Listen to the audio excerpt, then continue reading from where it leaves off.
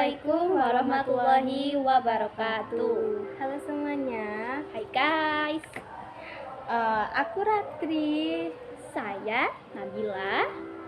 Kita berdua di sini itu akan podcast ya, semi-semi podcast gitu. Podcast refleksi mendalam Ya. pengasahan konsep layanan bisnis dan logistik. Ya, jadi di sini kita itu kan dapat tugas ya dari guru jurusan kita untuk podcast menjelaskan. Refleksi, Iya, refleksi Jadi- itu gitu. ya. Jadi refleksinya itu terdiri dari 10 soal ya. Iya. Jadi setelah ini kita berdua bahas. ya kita akan bahas. Kita bahas seputaran itu dari mulai nomor 1 sampai nomor 10. Kita kupas, kita kuliti sampai ke akar-akarnya. Next. Guys. Oke, kita lanjut ke poinnya. Kita ke pertanyaannya ya. pertama. Jelaskan secara sistematis bagaimana peran layanan bisnis dan logistik berkontribusi terhadap efisiensi rantai pasok atau biasa disebut supply chain dalam suatu perusahaan. Jawaban aku ya. Kalau aku jelasin secara simpel, layanan bisnis logistik itu punya peran penting banget nih Bil, buat bikin proses pengiriman barang jadi lebih rapi dan efisien ya pastinya.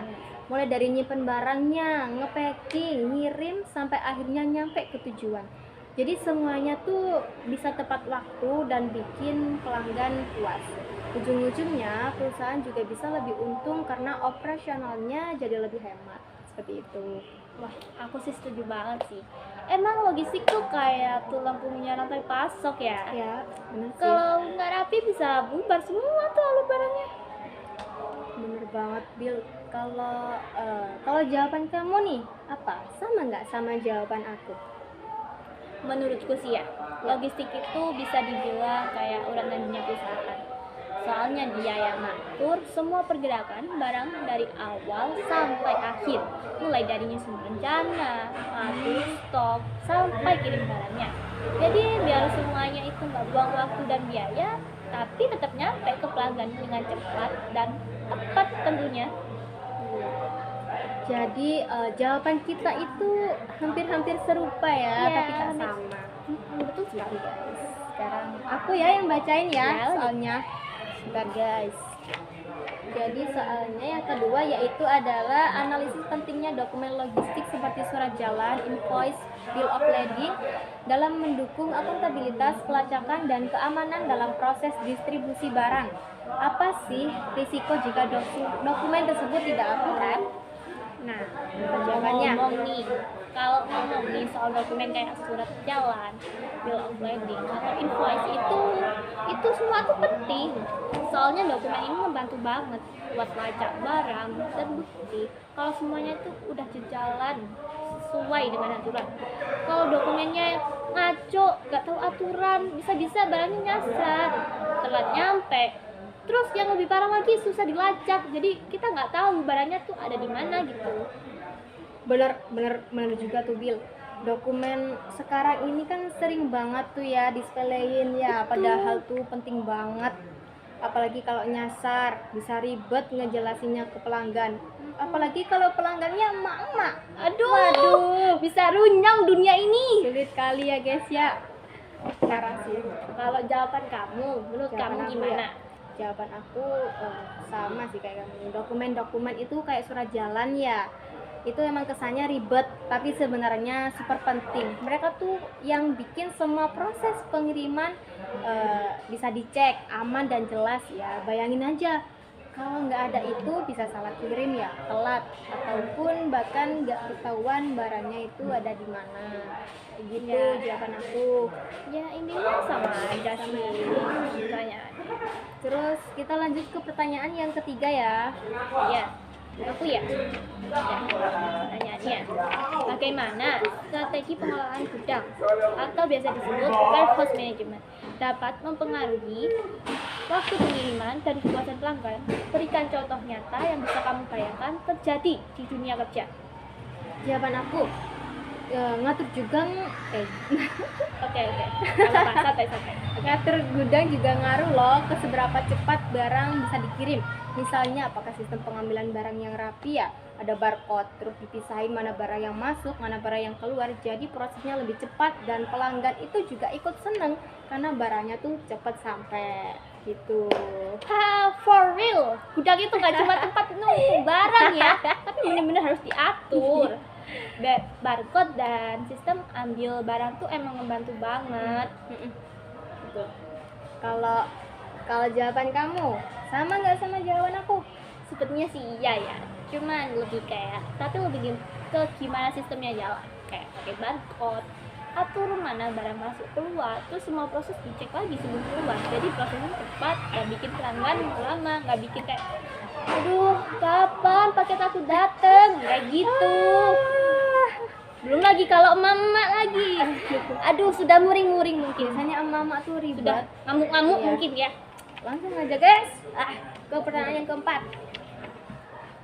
Evaluasi berbagai moda transportasi logistik berdasarkan aspek biaya, kecepatan, jenis barang, dan jangkauan distribusi.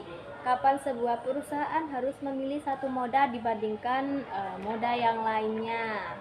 Nah, untuk soal transportasi itu harus dipilih sesuai kebutuhan juga. Kalau dekat-dekat ya pakai darat aja, cukup. Kalau buru-buru dan barangnya kecil, pakai udara. Tapi kalau barangnya gede-gede dan nggak buru-buru, tuh cocok. Laut tuh cocok karena lebih murah. Aku dari jawaban kamu ya dulu ya, aku tuh juga baru sadar ya, ternyata pemilihan transportasi tuh nggak bisa asal-asalan ya, Iya, harus disesuaikan sama kebutuhan dan jenis barangnya ya. betul. Nah, kalau menurut kamu nih, jawaban yang pas itu apa? Kalau jawaban aku ya, transportasi itu emang sama sih kayak kamu, nggak bisa asal pilih ya. Kalau pengiriman lokal ya mending pakai darat, kalau pengen cepet banget apalagi buat pelanggan penting bisa pakai udara. Tapi kalau barangnya kegedean dan kirim antar pulau, laut paling cocok karena lebih hemat. Seperti itu guys. Lanjut ke pertanyaan yang kelima. Saya yang menanya. Silakan ya. Jelaskan peran koordinasi antara fungsi distribusi dan delivery dalam menjamin barang sampai ke pelanggan tepat waktu dan dalam kondisi baik. Bagaimana kamu akan mengatasi kendala keterlambatan pengiriman? Cara aku ya, jadi cara aku itu adalah koordinasi tim sih. Koordinasi antara tim distribusi sama delivery itu juga penting banget, biar barang tuh nyampainya tepat waktu guys dan dalam kondisi bagus. Jadi semua bagian mulai dari gudang, pengemasan, pengiriman sampai pengecekan harus jalan bareng-bareng. Misalnya pakai sistem pemantauan real time atau rute alternatif kalau ada masalah. Itu jawaban aku. Nah, kalau dengerin dari kamu sih emang koordinasi itu kuncinya. Ya, Soalnya walau barang udah oke di gudang, kayak oke semua lah barang di gudang, tapi kalau ngirimnya berantakan, tetap aja gak nyampe tepat waktu. Ya, kadang tuh kan ada ya paket yang mencong-mencong gitu ya. Iya, itu gak tepat Apaan lagi banget gitu. gitu. Kalau jawaban kamu sama nggak? Hampir sama sih ya, tapi kayak bagian pengemasan, pengiriman, sama pelacakan tuh penting banget. Soalnya kalau nggak sinkron bisa-bisa barangnya telat nyampe. Solusinya ya pakai GPS tracking, sistem manajemen transportasi, sama bikin rute yang efisien. Ini jawaban kita agak beda sedikit ya di akhir itu ya. Tapi ya intinya tetap sama Iya, sih ya. Gitu guys. Kita lanjut ke pertanyaan yang keenam. Aku ya. Yes. Ceritakan skenario simulasi logistik mulai dari pemesanan barang hingga pengantaran ke pelanggan, lengkap dengan alur dokumen, proses gudang, dan pilihan transportasi. Apa saja keputusan penting yang harus diambil dalam proses ini? Apa jawaban kamu, Bil, dari pertanyaan ini? Jawaban saya, Ya, kalau disuruh cerita simulasi logistik dari awal sampai akhir ya, mulainya ya dari pelanggan pesen. Kalau nggak ada pelanggannya pesen ya nggak bisa. iya. Kalau Terus? nggak ada pelanggan nggak jalan. Iya bener.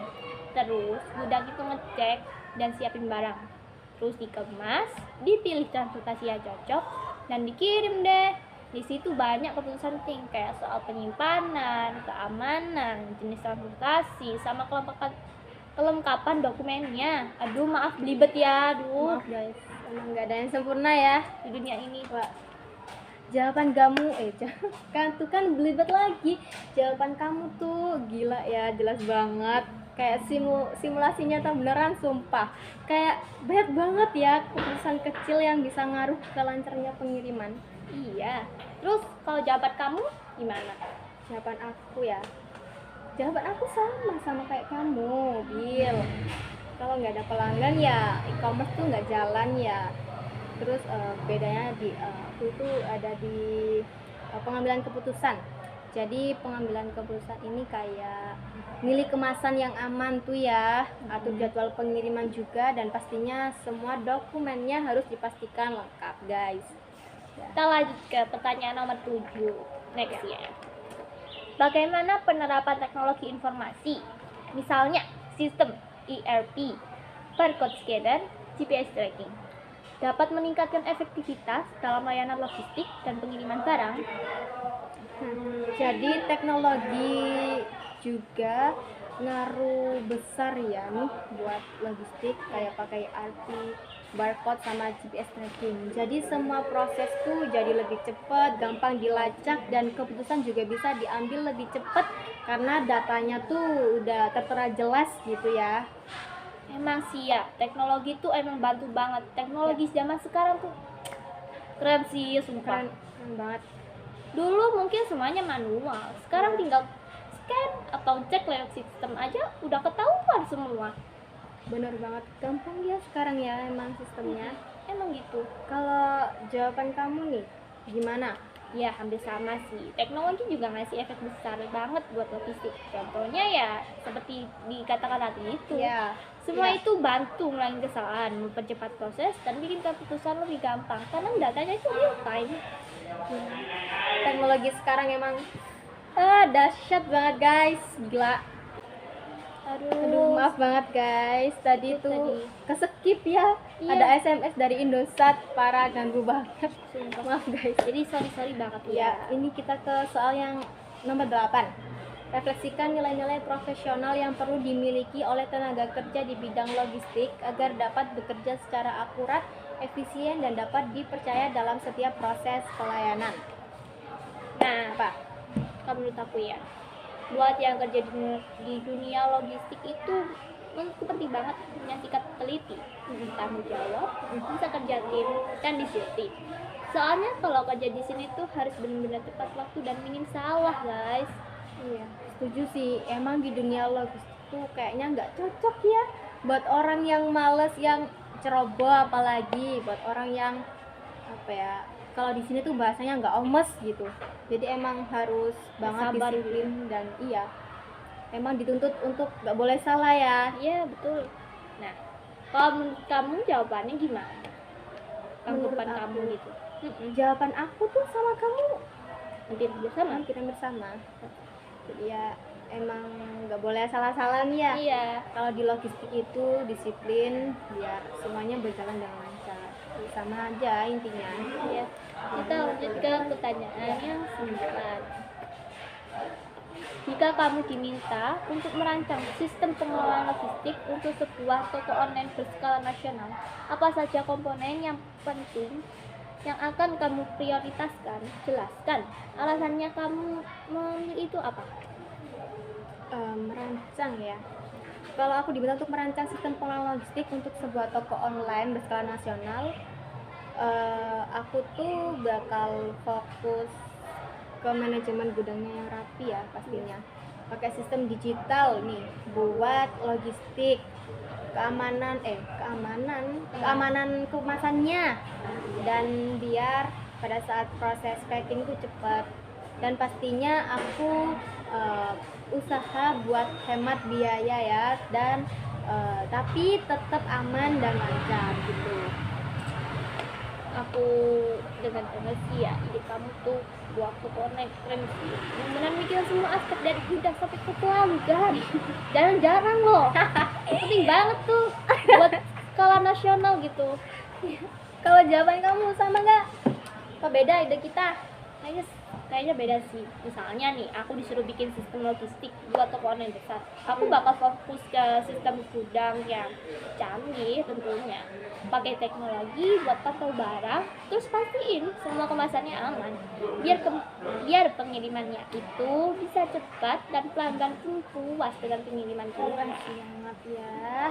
Dan yap guys, kita ke pertanyaan yang terakhir. Terakhir banget Pertanyaan ini. terakhir banget. Pertanyaan yang ke-10. Ya, bacain dong. Kita bacain bareng-bareng deh ya. Iya, karena ini terakhir. ini Setelah mempelajari proses layanan bisnis dan logistik, nilai dan sebutkan keterampilan apa saja yang menurutmu perlu ditingkatkan agar kamu siap bekerja dalam bidang ini di masa depan. Setelah belajar ini ya, aku tuh baru sadar kalau aku perlu ngembangin skill-skill kayak ngerti sistem logistik digital, bisa ngatur gudang, paham alur distribusi, sama kerja efisien pakai konsep 6S dari Jepang ya, Seiri, Seiton, Seiketsu, Seperti, Seiso, dan Shitsuki. Berarti selama pelajaran ini banyak juga ya skill baru yang harus kita siapin. Iya emang. Apalagi konsep 6S itu ternyata bisa banget diterapin di dunia kerja. Emang bener. Kalau jadi siap temen, setelah belajar semuanya, aku juga jadi sadar pentingnya punya skill kayak ngerti sistem digital buat logistik, bisa ngatur stok otomatis, sama paham konsep kerja efisien kayak 6S bisa bikin kerjaan tuh nggak cuma cepat tapi juga aman dan teratur. Nah itu jawaban pendapat. Iya, pendapat kita berbeda-beda, tapi tetap sama sih intinya. Seperti itu ya guys. Jadi sekian dari kami, kurang lebihnya mohon maaf. Wassalamualaikum warahmatullahi wabarakatuh. Dadah guys. Bye bye.